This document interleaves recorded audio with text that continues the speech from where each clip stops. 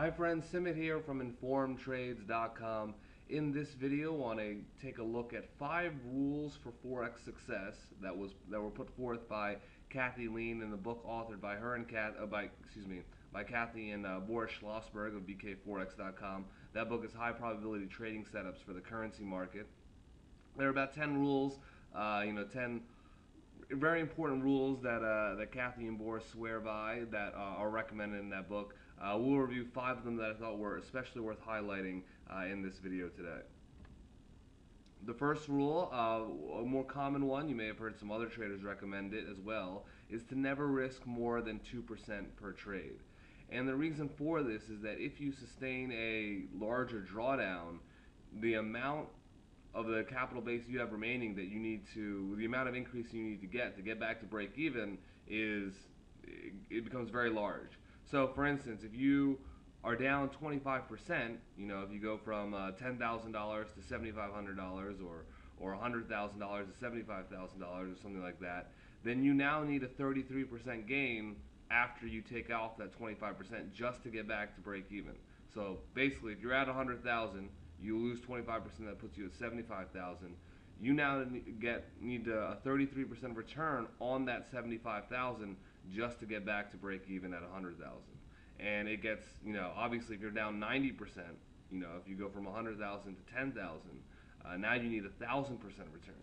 So, and then once you're dealing with these types of huge returns that are needed, you then need to take a huge risk relative to your capital base, or it's going to take you forever to get back. So that is why making sure that your drawdown doesn't get that big is vital. So, if you can keep it above 25%, 20%, above 10%, a lot of it depends on your own personal risk tolerance, but 2% is the guideline that Boris and Kathy put forth in their book.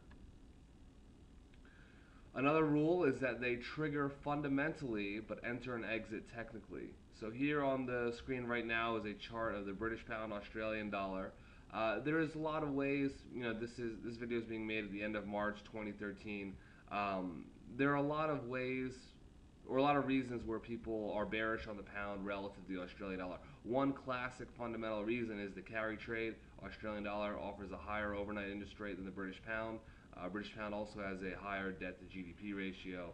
So there are many fundamental reasons you could argue that the British pound is a weak currency and the Australian dollar is a strong currency, and that it should fall relative to the Australian dollar.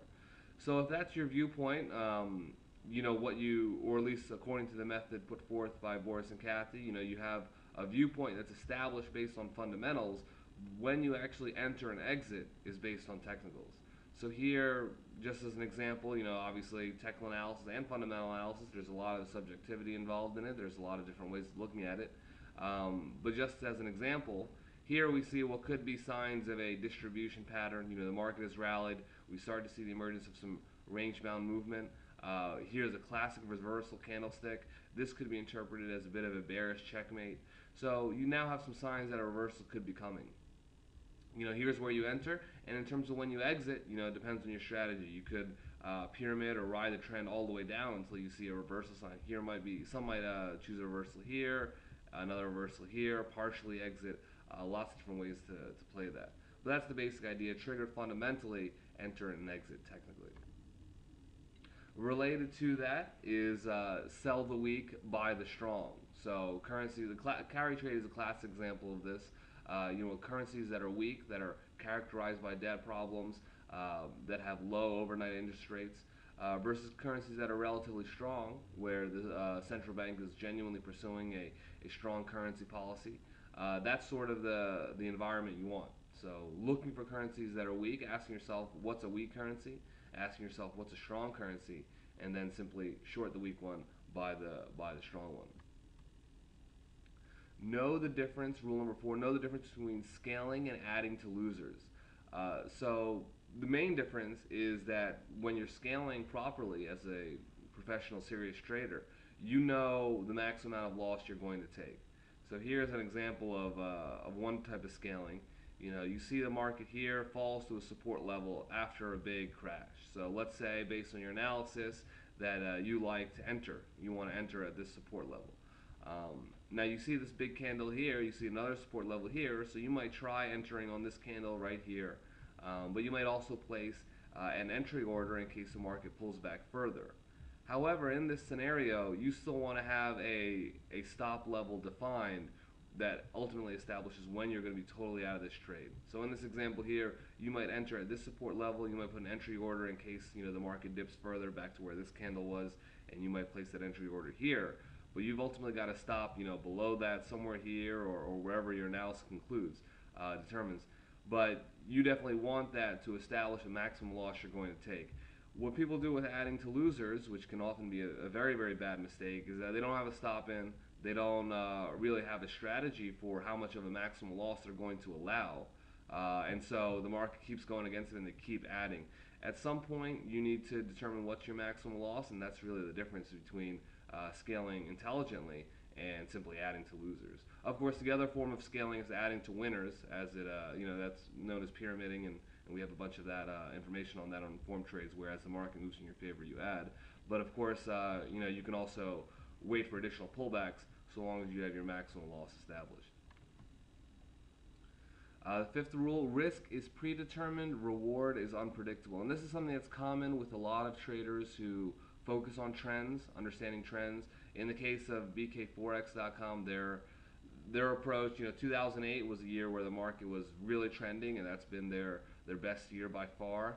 And that's common with many traders who employ trend following strategies. If they find that huge trend, they'll have huge returns there, and other times their returns will be less, but it's those huge trends that they're playing for. And in that type of environment, if you're pursuing that type of trading strategy, your risk is predetermined, meaning you're still going to know, at what point you're going to get out of the market and take a loss. But the reward is a bit unpredictable. So here, let's say a trader wanted to enter here, they see some support, they see some hammer candlestick patterns, they enter here, they have a stop loss below that. In terms of when they exit, the market starts to trend. They might take some off here, at this resistance level, although we don't really see the market just shoots right through that. They might take some more here, here, all the way up here. It depends, and that's also something that Boris and Kathy talk about in their book of scaling out. So as the market goes in your favor, maybe take some here, and then slowly get out. But basically look to ride as much of the trend as you can. That's often unpredictable. You won't know that at the outset with this type of strategy. A lot of it depends on how the market is behaving and how price is evolving over time. And that's about it. If you have any questions, anything you want to add, join us at informedtrades.com. You can also learn more about Boris and Kathy's trading services and their book that contains all the other rules and trading setups over at bkforex.com. Thanks and best of luck in your trading.